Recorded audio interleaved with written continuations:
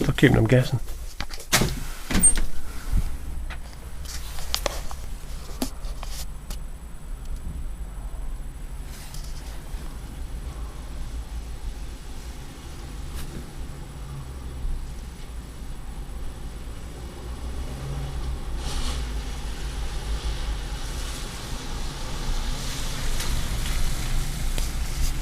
Dogmore.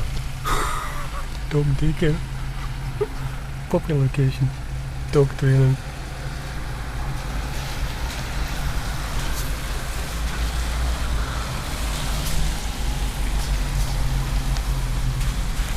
See, the thing is, I haven't turned on my lights yet.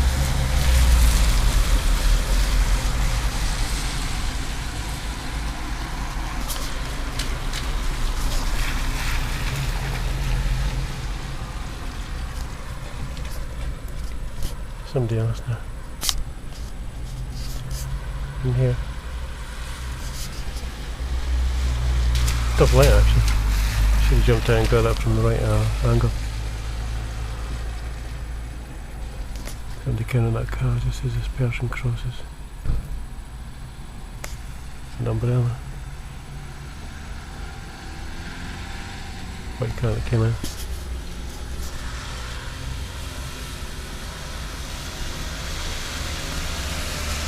The 6T van again. Catching it earlier today just before I went out. And it's chock-a-block, isn't it? Keep right down the side. And it's you see that speed? That was unbelievable. I mean, did the door go or something and I fucking missed it, you know? I mean, that was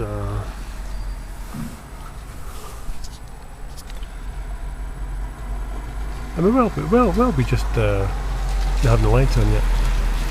Why? As I say, winding them up.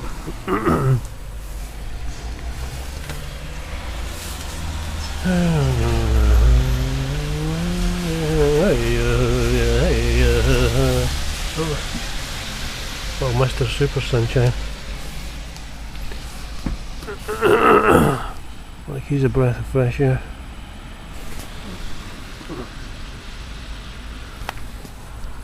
I'm just saying. I have no idea who he is.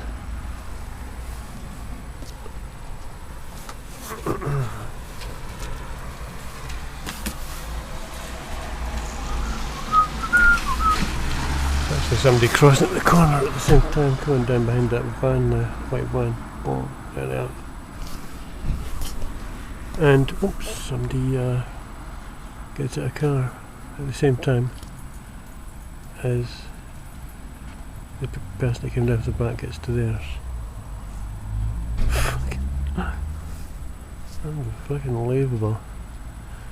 I think they're a kind of tag between themselves. They just say, just do your thing. You know, just go through the motions, do your thing. As this side now. As and yeah, you get to the next person. Yeah, they'll see somebody there comes in, white, actually cars before, and then they come out.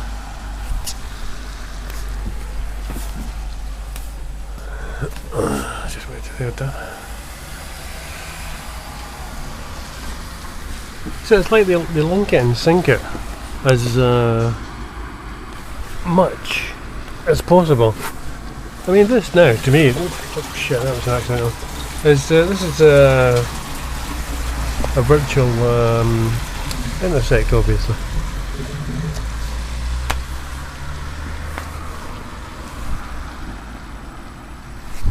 You get a lot of these.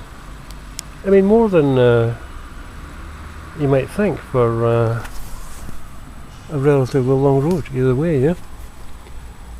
You're often right on the speed bump, directly opposite the coast here and that kind of thing. I'm forgetting I'm wasting my life. See, it's just my lights are on it. I think if I can slam doors, somebody's coming out of slam just as this guy's coming in. Is this red? I want to see if this guy's red. Nope, white and black. He certainly knows where he's going, huh?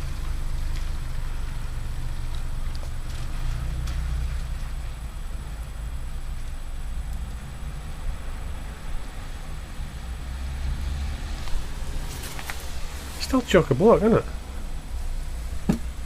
Yeah, it is. It's chock-a-block.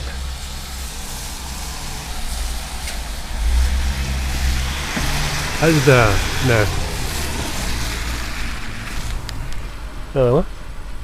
And the back. They're really alert for something. I think it's just because I only got my lights on.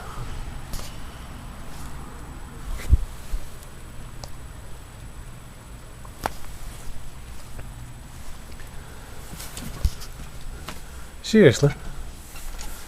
I'm waiting for you to make that move.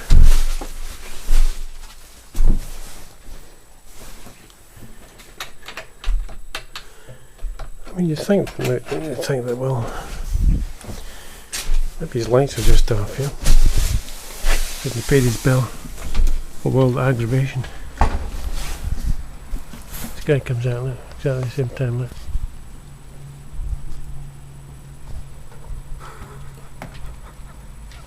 Both of them. Look. I get an umbrella intersect at the same time, look, as right, it's here, right, it's here, look.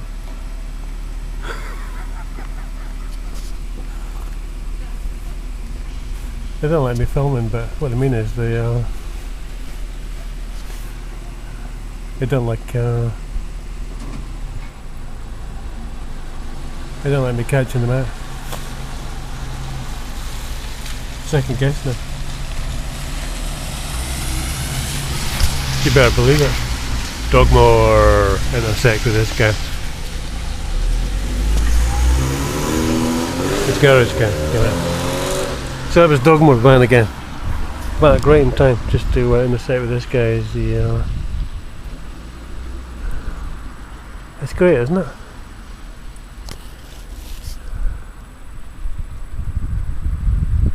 I mean, they're so fucking arrogant, you know, you've just you know, and merciless to themselves that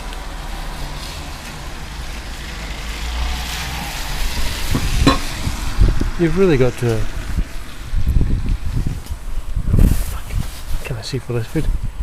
You've really got to sort of demonstrate it, the timing. There's actually a person over there walking down.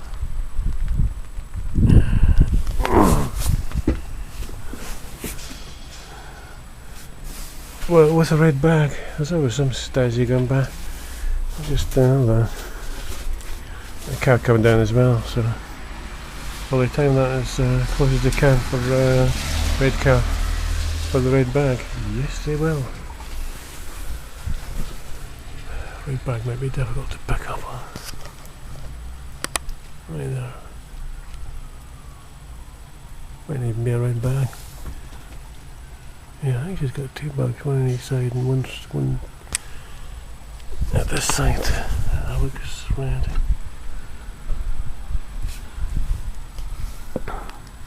Earlier before I came out today, I mean, I did the door thing, but I never bothered filming, and I was in the kitchen, and yeah, you got them coming back and forward, and there's fucking small red mini type car, black and red comes shooting down, yeah. I grinned at them from the kitchen, yeah. Shortly after, you get somebody coming down on a bike wearing a red thingy, tammy, as we call it, soft hat. It's too wet to be sticking my head out. I'm done. At long last. Like I say, you get sucked in. Yeah, so the guy with the red hat, this is the backup, yeah? The endless street theatre, the endless comedy board.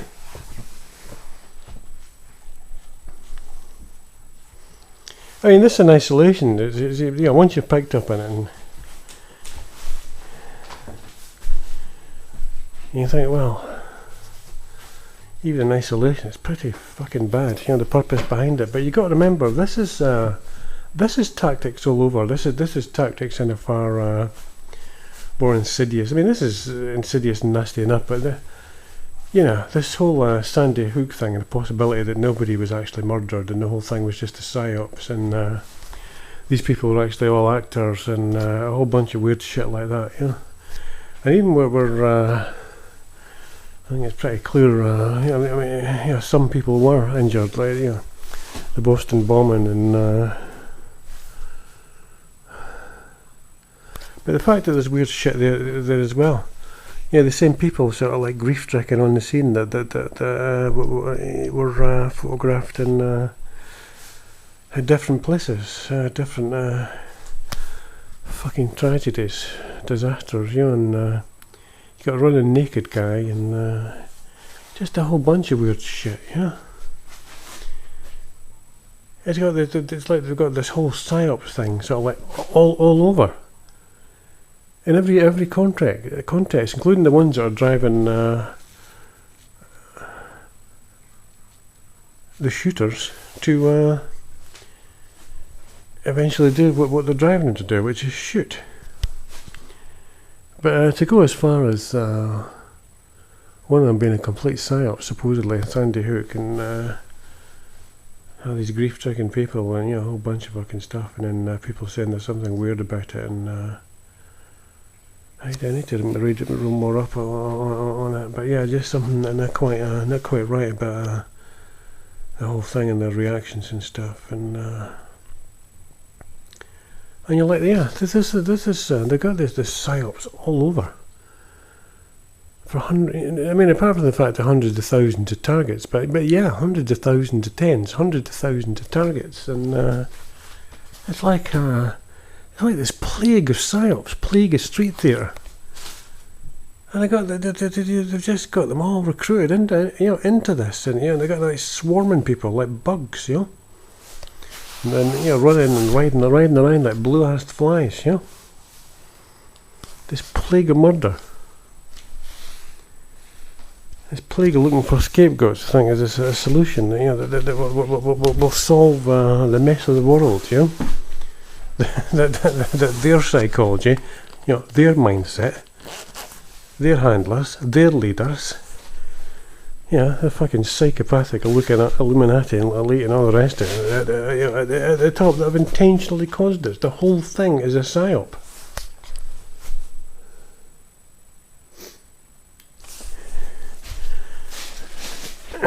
Another slam on the stairs. Sound out they have coming in and out, or can't be much else, can it? And there you go. Again, always something at exactly the same time as you might be expected to be coming out. Something to your right. Oh, it's too fucking wet, as I say.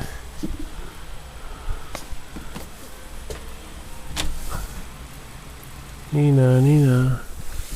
And the fact that they've got they utilise all these utility vehicles and every fucking vehicle you could think of. Everything becomes a weapon of attack, a weapon of crazy making, gaslighting. Everything becomes utilised for destructive purposes. Fucking sirens and going on and off as they come parallel to you, and changing their pitch and a whole bunch of shit. Just endless psyops. That's why it's worth getting it on film, so people can see this. It's Flesh Gordon. It's none of this thing. These fucking bulbs. They take a little while to brighten up, don't they? They sort of brighten up gradually. Weird in themselves.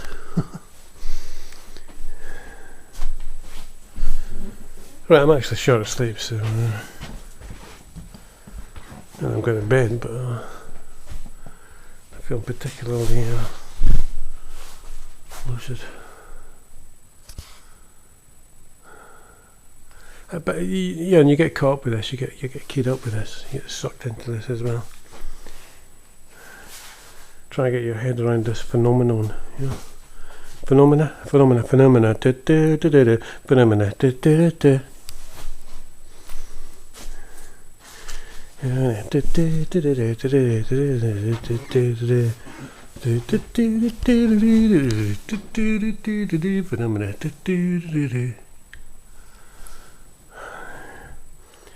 Right, things to do. A man like me with nothing to do. I got a book cover to design. I'm knackered. I ain't quite sure how to go about it. I don't have a bloody clue.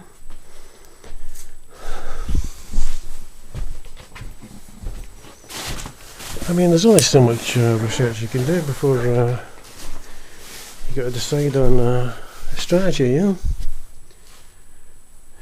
Pins. Okay.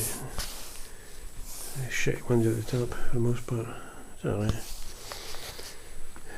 So that if somebody comes in, they got it, you know. You'd have to do a bit of raking to sort of find decent ones, so I don't have to look too far. Well, alright. It's all better than this. Everything else. It's alright, isn't it? No. Stringy sort of way. So kind of loose, isn't it? Loose styling. Pretty well, isn't it? Old Man of Hoy. What else we got here? See, it's kind of excellent, isn't it?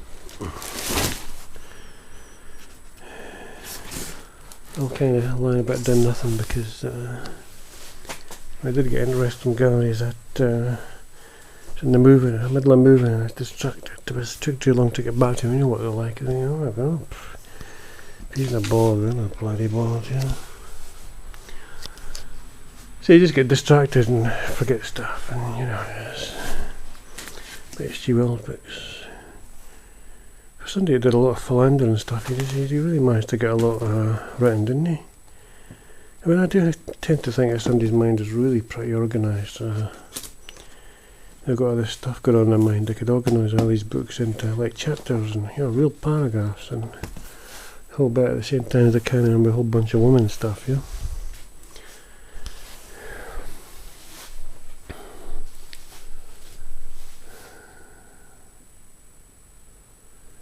Probably in the best watch time watching TV as well. Mind you don't mind at the end of its terror, some sort of short pamphlet near the end of his life, and so I think the revelations of the Second World War, I think drove him slightly crazy, you know. But I mean, he was in the New World Order, and the idea of the New World Order, and as many of these intellectuals are in an idealistic sense, and it changes nothing. It just turns into shit as well. It just becomes another form of tyranny, isn't it? Yeah. You see what's happening? Just turns into crap. It's funny, you buy a book like the Bowie biography, you know, originally £20, pick it up for a £5, and you think, oh man, I'm so dying to read this. You got so much stuff, you get the net back on and stuff, and you just, of course, it just falls by the wayside. You know, you just. Anyway, this is my cover.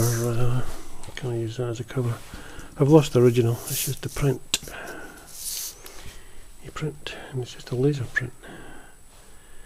But I'll find some way to write the basics on it and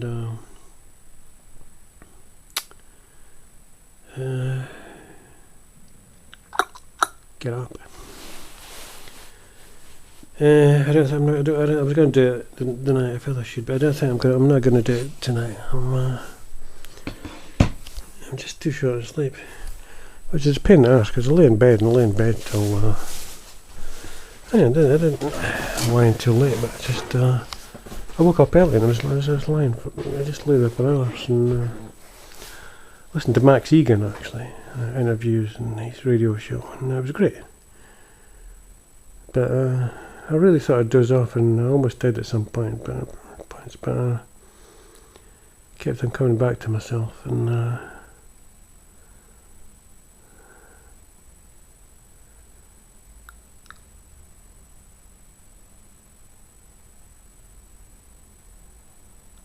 I knew I was going to be sleepy. But if it means you're forced to go to bed at a decent time, rather than like 5 and 6 in the morning in my case, that'll actually be pretty good, yeah. I'll have to do that cover in the morning.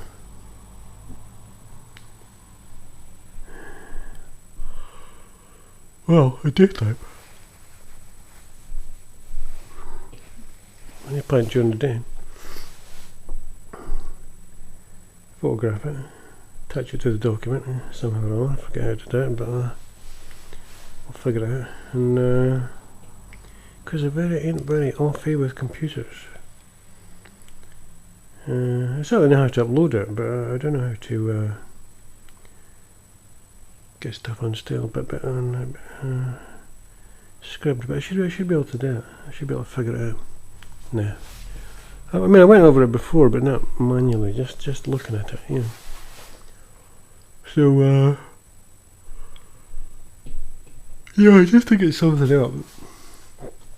Even just one side in the meantime, you know, just, it's already up there. It's been sitting out there for a month.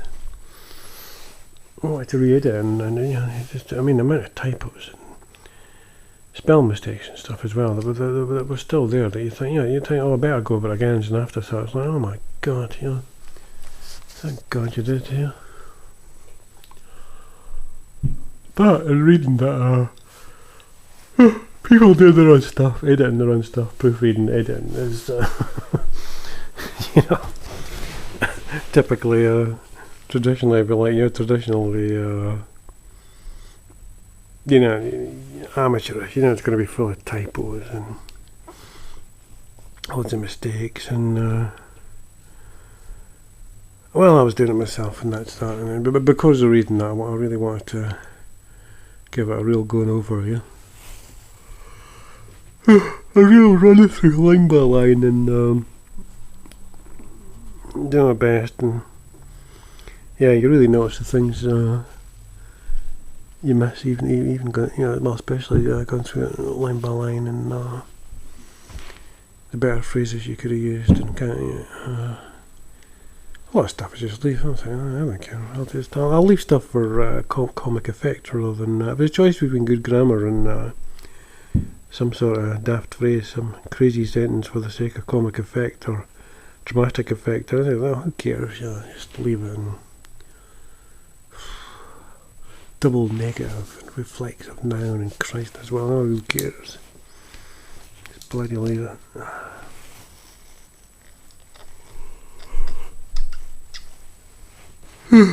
Well, that checker never made any sense anyway. Kept saying it should be them instead of themselves, and no, it shouldn't. Made any bloody sense.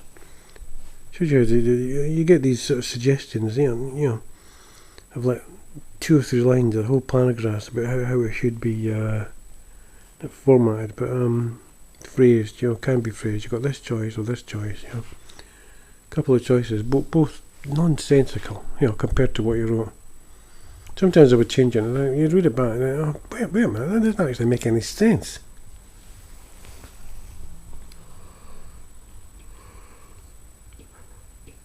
It tells me it's its instead, you know, to ITS instead of IT apostrophe S. And you're like, no, it isn't. What the hell's going on here? I understand it's the apostrophe. It means it is. It's just an abbreviation for it is. There's no actual need for anybody to be confused with its apostrophe and well, apart from The ones that are like it's supposed to be. No, the ones with the apostrophe after the word, that can be confusing. I just take it to mean plural, or general multiple. I don't know what it's called. It's just like adding an S, another S. Some of the time, but oftentimes I'm not really quite sure to use it, especially if something's got an S on the end already. Sometimes it's obvious. Other times, I don't really get it. Even when I see it, I don't. Somebody else has done it. Or sometimes I don't really get it.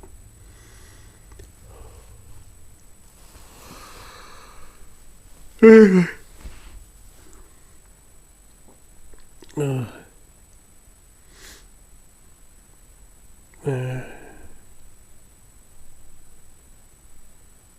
think I just have to relax again.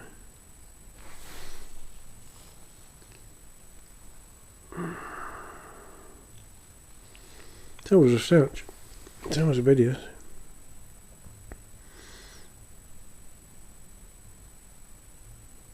So as I say, I spent some hours listening to Max Egan, but he certainly ain't got no time for the Galactics.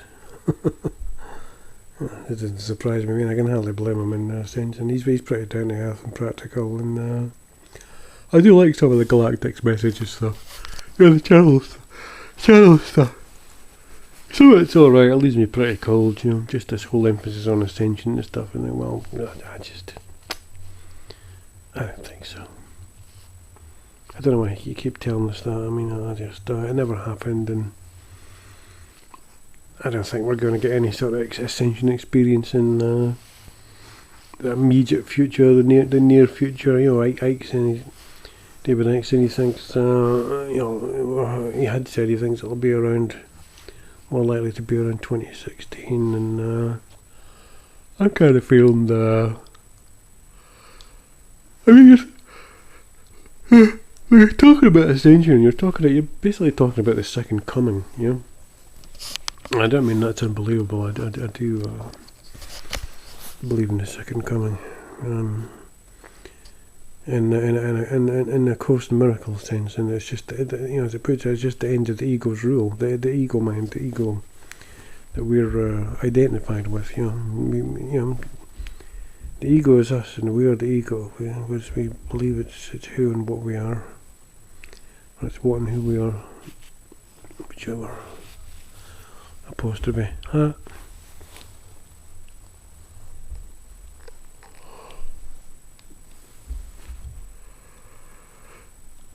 Well, I don't think there's going to be any super equivalent ascension. People are just suddenly going to ascend. It's nonsense.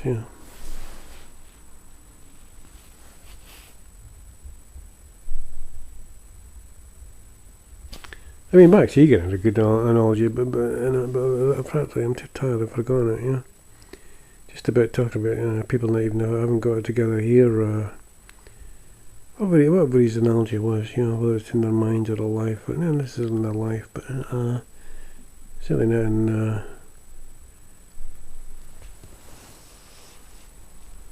terms of the way the economy is set up, and everything as he said. But and I think suddenly we think we're suddenly going to leap to we're just going to jump to ascension, from being a lot of the time typical immature narcissistic new age clothes, We're just going to jump to some sort of enlightened super being, What, that and the ponytail? That seems unlikely to me. I don't think that's going to happen.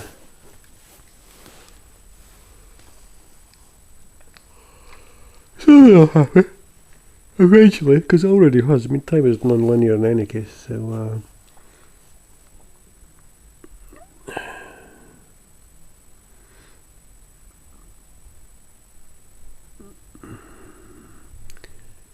Nah, I don't want to get into it.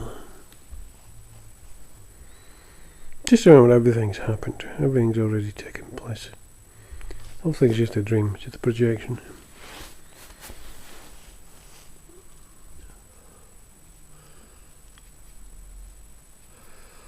It's just one mass hologram, mass hallucination. Just one individual split perception after the other, yeah. One micro projection after the other, each in sync with everybody else's, yeah. Basically, it's just a dream, and the dream was over long ago. I'm just reviewing mentally what's already gone by. The question is, do you want to review it with the ego, or your self, higher self, Holy Spirit, higher self, what we want to call it.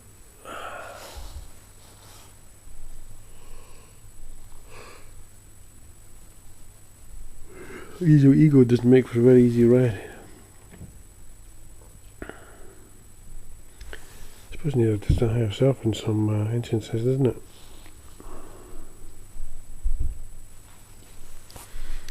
I never quite thought the world was going to turn into this, though, as it was.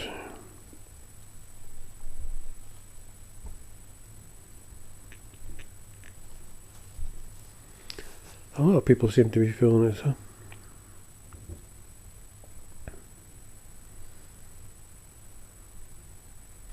In terms of their everyday life and the economy and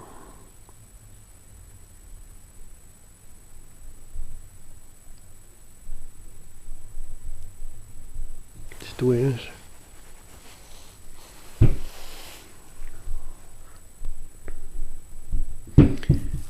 I mean, it's the people with some ideas and talents and have a better chance of getting through it, surviving, yeah. I mean, I should be a prime example with my artistic skills, painting skills, and writing skills as well, ability to express myself relatively intelligently and amusingly, yeah, engagingly. Not flawlessly, or perfectly, in any sense, but engagingly. Certainly in writing, more so than in now, that's for sure. You can take your time writing. I get the feeling when Max Egan is doing his radio shows, he's there's a certain script, you know. I'm pretty sure some of it's ad-libbing, because he admits himself he's reiterating quite a lot of the same points, but he's not a man for hesitation. Much hesitation. It's all pretty measured, pretty professional. So and he did say when he first did radio, when he was asked to do radio, yeah, he was so nervous about it that he did prepare a script, something he could follow, you know. Then he said when he listened back on later, it seemed very wooden, and he wondered if people would be able to notice, to be able to guess that he was actually reading that as well, yeah. But he did well, you know. This partly the bloke, he'd been off on holiday, and he said, no, it's great, and people love you, and all that stuff, and I want you to do something regularly, and all that kind of thing. So he's done quite well. Yeah. Going from one show, one project to the next. But he done a lot of radio shows and stuff, but he clearly knows his stuff. He's a very intelligent bloke. He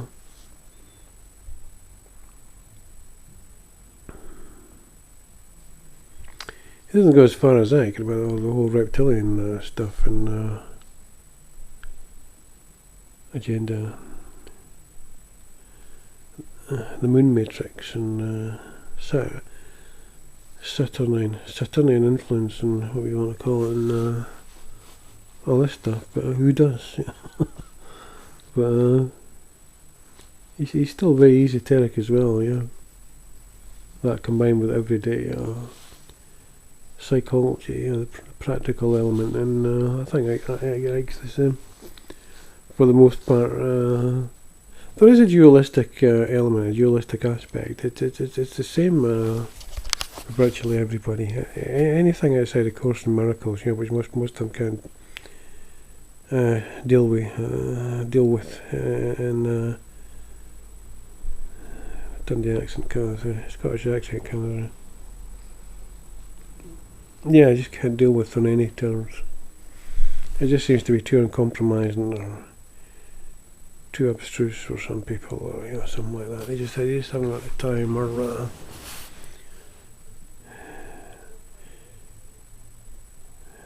but so I think the real reason seems to be unconscious defensiveness, and it's actually the fear of giving up our individuality. We're very identified with our individuality, and that's the funny part. I suppose that's what I mean. That's the paradox, because so it's a matter of context as well. But Max Egan is talking about this whole thing about standing in your flesh, about knowing who you are, as he puts it, and standing in your flesh. And when you're talking about coming up against the court system and the laws, and which he's pointing out are just statues. It's just pieces of paper around you, as is money, commerce, and it's just a paper-based reality, as he's telling us. And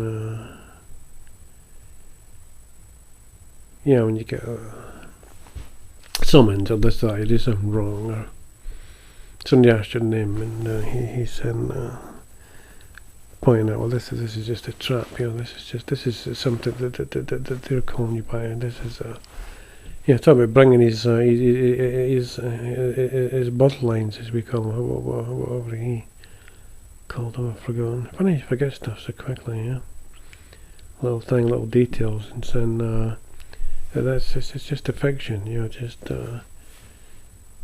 Can you see my signature on this? There's no contract. So. You can call me man. You can call me by my what I am. That's why I understand myself to be. A name is something that you've designated for me. You can call me by my first name, like Max, as that's my function. But I am man, as any social anthropologist will confirm. All this stuff. He's great at it. He's great at explaining that, and he's really got it all figured out, and he's very sure, and this whole thing about standing in your flesh. And John Rappaport, however I pronounce the writer, he's talking about the Matrix's goal to destroy the individual, and of course, in one sense, this is clearly true when you're talking about the hive mind, the collective, and but again, as I was going to say about Max Egan and David Icke in other sense, when he's talking about infinite consciousness, this is all dualistic, because the ego's fear is of divine abstraction, non-dualism, and which ties in with the notions, of course, this notion of unforgiveness, which actually falls apart outside of a non-dualistic system, because then you're just making errors, mistakes, real, and you're just making them sins. And if they're real, if they're sins, if there's something that has genuinely happened in reality, then it can't be undone. Whereas, of course, it's in its uncompromisingly undualistic way, it's saying that nothing actually happens here. this isn't real. It's just a hallucination, and obviously I agree to that extent. But the course is also saying there's no real individuality. There's no ego. There's no you. You understand yourself to be your reality is even just beyond time and space or outside of time and space, which it is, but it's actually nothing to do with time and space, because time and space is actually is in reality nothing to do with you, because it isn't reality. Your reality is one self, one being. There's only you. There's nobody else. There's only one being, and that's God. You're part of God. There isn't even a separate Christ self or Holy Spirit. They're just part of the illusory process of bringing you back to your realization that you've been one with God all the time. You're actually part of God, and God is you. But don't confuse the two. God is definitely God. You're not God as well. You're just part of God. Some people confuse them. They'll say, I am God, and all this stuff. God intoxicated saints or whatever.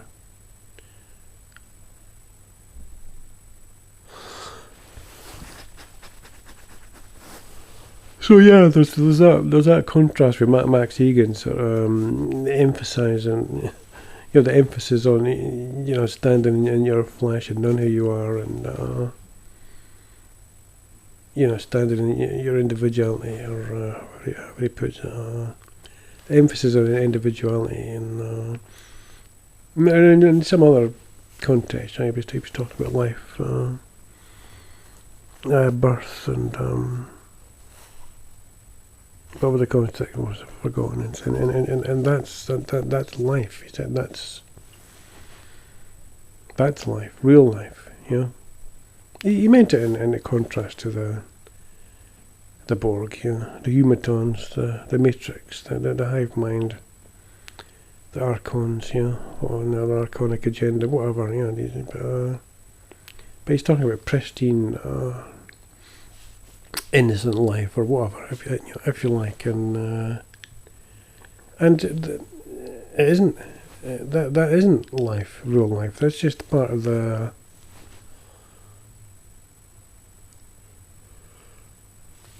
part of the ego's thought system. Consciousness is the domain of the ego, as the course says, and it said, and of course every baby is, but now is every child is born with a full-blown ego intact. Every baby is just a ball of needs, and it wants to be the absolute centre of attention. And its needs must be absolutely met, right there and then, understandably, and that doesn't end any better, and that's the way it is, and but when people say, and I don't mean him, in this context necessarily, but when people people talk about birth being life, true life, real life, that's actually just the arrogance of the ego, the unconscious arrogance. Whatever, it isn't real life. This isn't real life.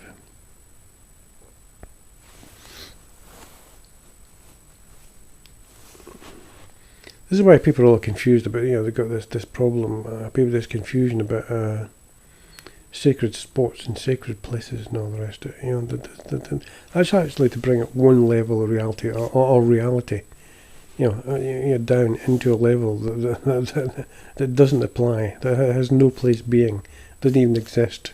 They're two mutually exclusive states of being, if you like. One is nothing to do with being. There's no sacred spots and places, and again, that's just dualism. It's just you're just attaching a false spirituality, non-existent spirituality, to. The world's a projection. The world's a projection of the mind. There's no objectively real parts of the world, part of the world, or a person, or there's no genuine, sacred, holy relics or objects or people or anything that could be set above anybody or anything else.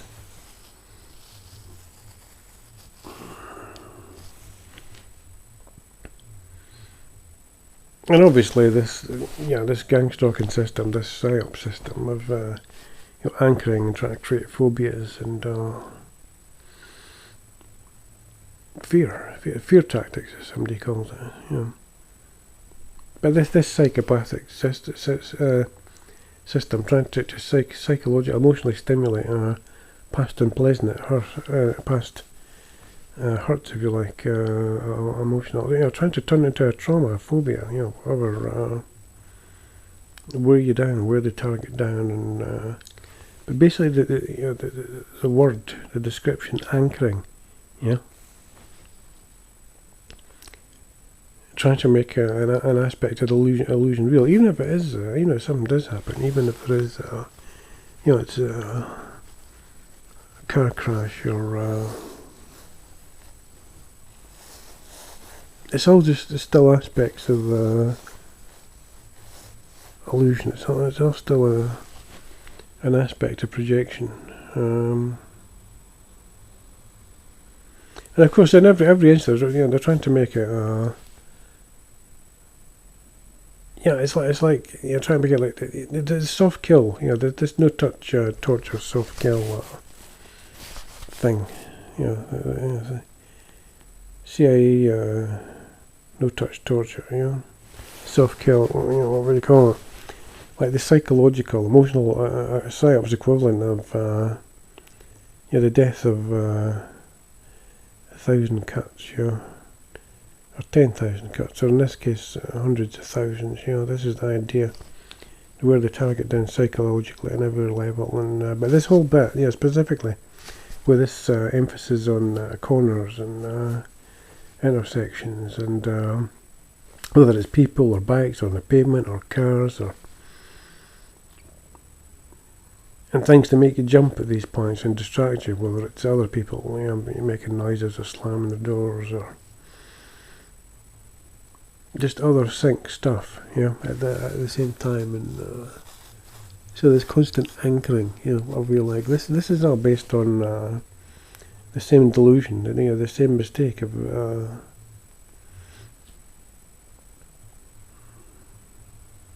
obviously making aspects of the world real. They're trying to make these spots objectively even realer, if you like, than they're already not. Of course, to every in your everyday experience, to all intents and purposes. I mean, you can't say that it's real. You can't say the corners aren't real, but it's still based. It's like the dark side. It's like the other side of this whole sacred spots, sacred places thing. Sacred monuments, sacred things. Well, they've turned it on its head, and they've turned it into something unpleasant and equally objectively real, which it isn't. It isn't. I mean, it isn't. So the same thing again with this whole trying to make it, as I was going to say, trying to make it. I got kind of sidetracked with the death of 1,000 cuts analogy. Trying to make everything like the last straw, I'm going to say the final straw, the final countdown, the final solution, the last countdown, the last straw. Just one thing after another, building it and building it and building it and building it, I mean, from moment to moment, corner to corner, day in, day out, weekend, month out, year in, year out, non-stop, mercilessly. Then every now and again they'll put somebody vulnerable in front of you, like an old person or some bent or a kid or, the madness of that. The madness is sort of try to drive somebody around the bend and and they put somebody vulnerable in front of them. And yet the people that they put in front of a supposedly unstable person, they're obviously trying to drive up the wall, around the twist, and twist their perception of everyday events, turn their emotions upside down, have them absolutely consumed with frustration, resentment, hatred, if you like, and then putting somebody in a vulnerable position, so right in front of them, at the end of the day, or whatever, just so that anything that might be the last straw, anything to make them snap. And yet they do that because it's based on protection and consideration, and they're in control. They can somehow judge everybody's reactions, what the response will be, and apart from the ones that snap and run amok and try and take out as many people as they can. No, they're never going to be given any leeway, any respite at any point, no matter what they do, good or bad. So they just say, "Oh, fuck it."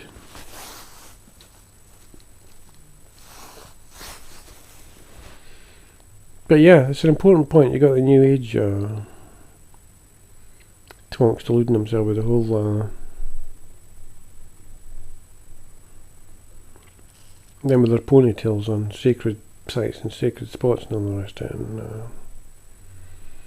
then you got the ponytail twonks here on their backs and all the rest of it, and on their anchoring points and junctions, whatever, intersections and all the rest of it, And of course, their symbols, their druid suits, their equivalent here is, all the sort of red and white and black and red and black. And various, and they're domestic symbols, apart from the bikes, the dogs and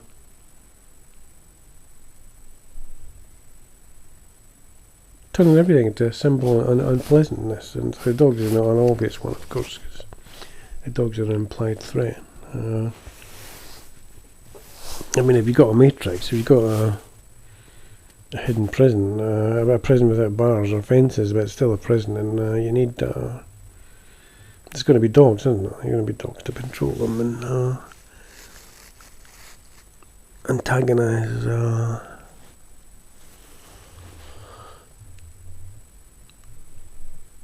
the prisoners.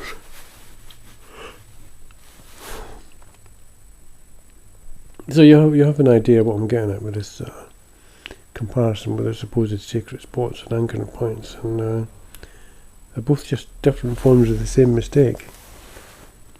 Dualism, believing the world and the emotions we experience here to be aspects of the world, emotions to be objectively real. So this standing in your flesh and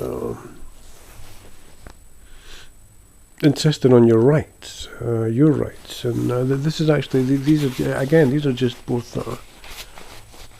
These are also both different forms of making the illusion real. It's another aspect of dualism. Dualism gets everybody. The ego gets everybody, as Ken Wapnick used to say. The ego gets everybody. Dualism or non-dualism trips everybody up. Not literally everybody, but just about everybody, because it's such a threat unconsciously to our sense of individuality, our everyday self. We're just so identified with our personality, our everyday self. That's what I've learned. That's what I've grasped. That and identified with the ego will always find ways to compromise on it. So you find that, you know, Max Egan talking about, well, everything being energy and energetic universe, and if you like, holographic universe, energetic lover. David Icke says, you know, infinite consciousness, and it's all just part of the same thing. It's all just gradual, you know, from solid to finer and finer frequencies, if you like, yeah, right through to infinity, and where it's a bit more cut and dried. There's dualism and there's non-dualism. There's everything that involves time and space in the universe, in every universe. And it's all just another aspect of dualism. And there's reality beyond time and space that has nothing to do with time and space.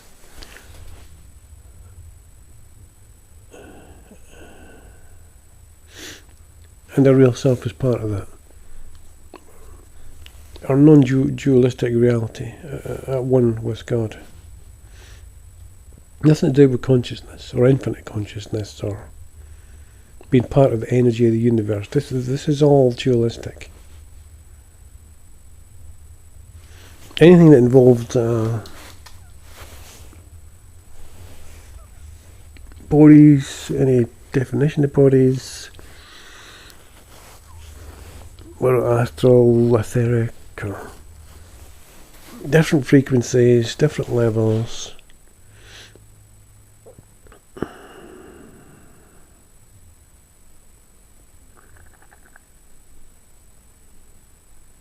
These are all different aspects of dualism, time and space.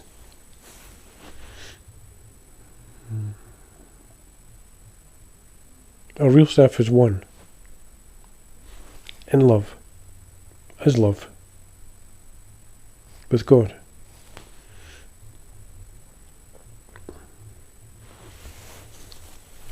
Nothing to do with time, nothing to do with space. Nothing to do with consciousness.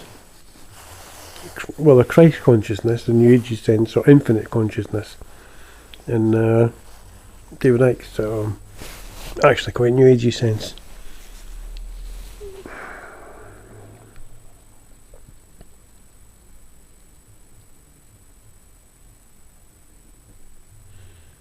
Because they're aware, he and Max Egan and others, I mean, they're aware of the limitations of the New Age and the things they fall for, or supposedly fall for, and I mean this whole this whole ascension thing, and it sounds good, yeah. The videos, it sounds persuasive, and they talk a lot of sense. Otherwise, there's a lot of brilliant metaphysics and psychology, and it's really down to earth. It's good stuff. Yeah, it's really quite inspiring and uplifting, and then the whole ascension thing, just, you know, that'd be great. That would be great, but it just you know, it just leaves me cold, you know. And, but again, what I'm saying is, whether it's Max Egan or David Icke, or you just see so many parallels with, you know, with the New Age outlook, New Age psychology. You know, the fact that they just won't get beyond dualism. You know, Carl Wilson was the same. The brilliant English writer and philosopher for Carl Wilson that died recently.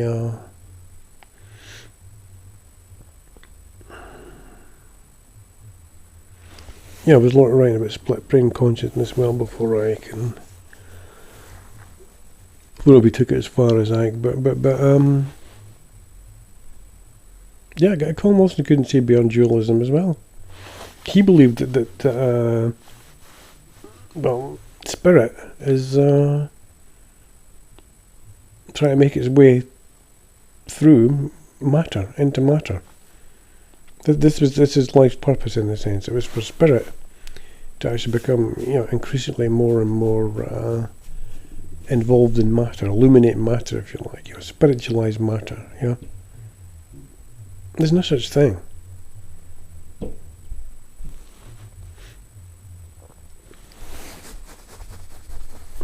Spirit is spirit, and matter is matter. Physical is physical. Dualism and non-dualism. time and space in the universe and everything else that involves, and non-time, non-dualism.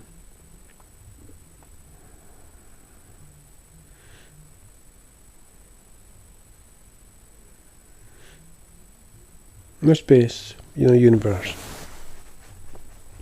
No matter. No compromise.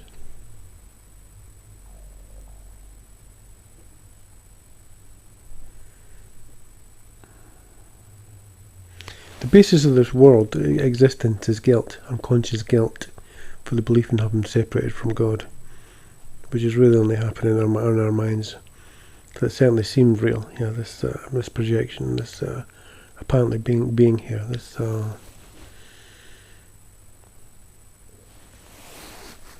as a Course in Miracles, as Jesus says in the Course, it's very convincing indeed. And obviously, you only need to have a bloody toothache, or go without food for 2 or 3 days.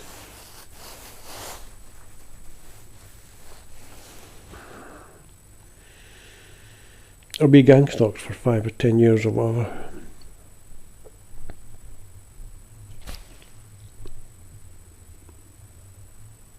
Or be a Palestinian living in a tent. There's lots of options. Different ways to look at it.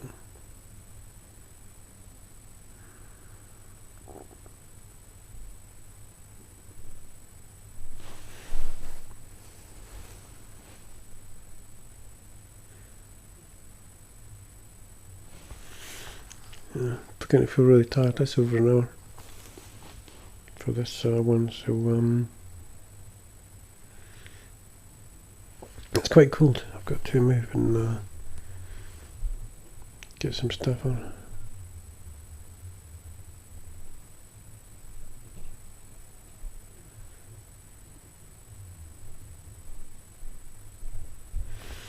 Yeah, spiritualized matter and spiritual warriors and spiritual warfare, all that stuff. These oxymorons.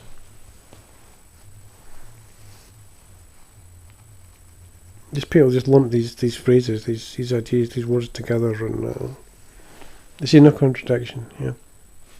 It's just nonsense.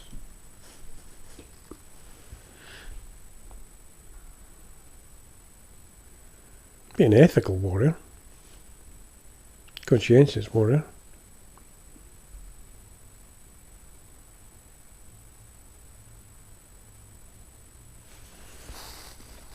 You say spiritual warrior or warfare, and that's level confusion. Level confusion is what we're talking about. Everything most people talk about to me, anybody, except Ken Wapnick and a few others, Joe Jessup, people on the course. But anybody talking about the mind in any other sense. And Ike, when he mentions mind, he's talking about the intellect. He's saying it's mind that gets in the way, and this is an Eastern idea. Talk about mind. It's mind this. It's mind that does this or that. Whatever. He's really talking about the intellect. Mind getting in the way or complicating things, making things more complex than they need be, and complexities of the ego.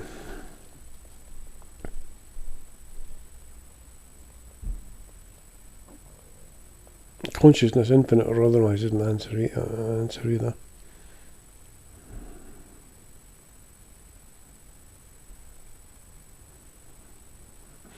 So basically, everybody is dualistic. They got a sort of.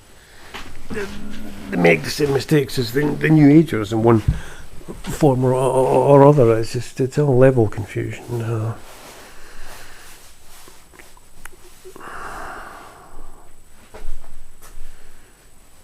they think they can bring it, like, a non-dualistic reality sort of down, into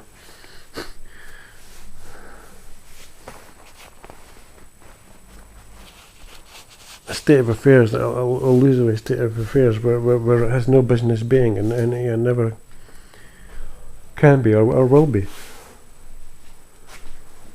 So all this energy stuff, just energy and frequencies, and it's fine on a certain level, and it can help you understand how thoughts shape your life. That everything is just a projection of what's in your mind. So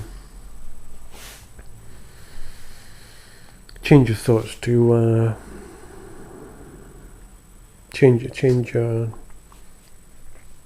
life, change the world, whatever. As the Course says, seek not to change your mind about. Seek not to change the world, but to change your mind about the world. And the thing about Max Egan as well is that on some level, he's certainly aware of this. When he talks about people have to change their interpretation, their perception, however he put it, of how they look at the world. You may well just be meaning in terms of waking up, as he puts it, and again, it isn't fully waking up. If you still see things in decidedly dualistic terms, but he's certainly aware it isn't a matter of just getting torn into the world sort of thing, and trying to change the world, and Ike is certainly aware of this. So much so I sometimes think it's like he's reading bits of the Course and just translating it in his own terms, just describing it in his own terms, But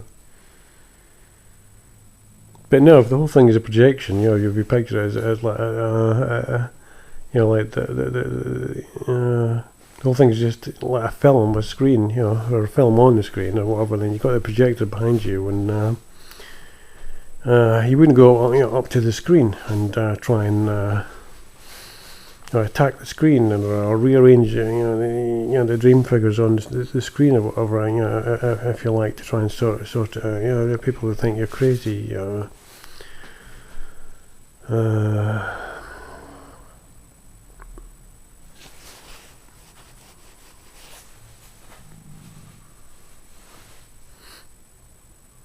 And we also react to events on the screen as though they're real, even though it's just they're unreal. It's just images. It's just a story. It's just a screen. It's just a film, and it's actually coming from the projector behind. What you need to do is go to the projector, the projection, which is actually in your mind, and that means changing your thoughts. You want to change the world, change your thoughts, change your mind about the world. You actually go back into your mind. That's the projective aspect. The whole thing is just a projection, including the beliefs that were here, including the body. There's all this individuality and whatever standing in your. Just the body's an illusion. As much an illusion as the world is an illusion. The whole universe is an illusion.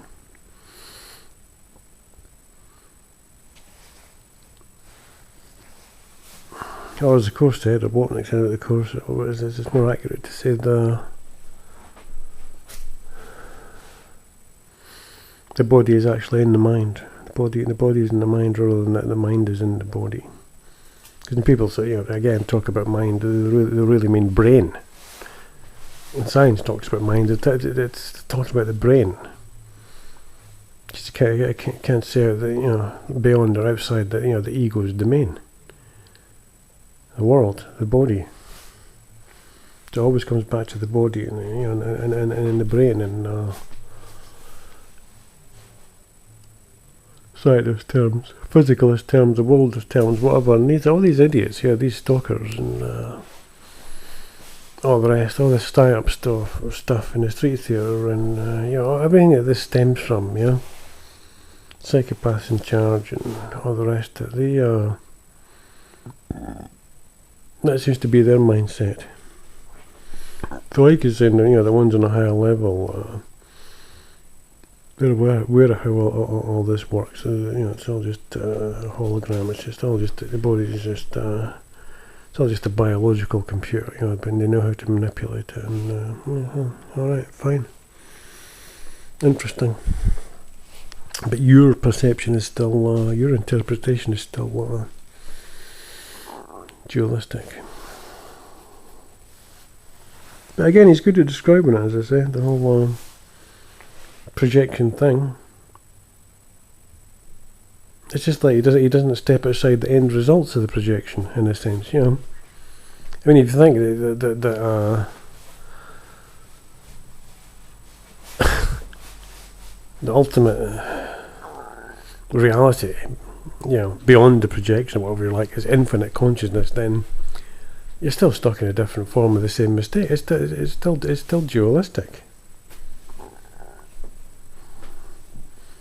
You talk about infinite universe, or infinite consciousness, infinite universe, blah blah blah. Well, the universe isn't infinite; it's almost infinite. The real infinity is reality, beyond time and space, which has nothing to do with infinity in terms of the universe, which isn't infinite in any case. And consciousness would be part of that, isn't it? So that can't be infinite either. Alright, let's stop before I wake myself up completely.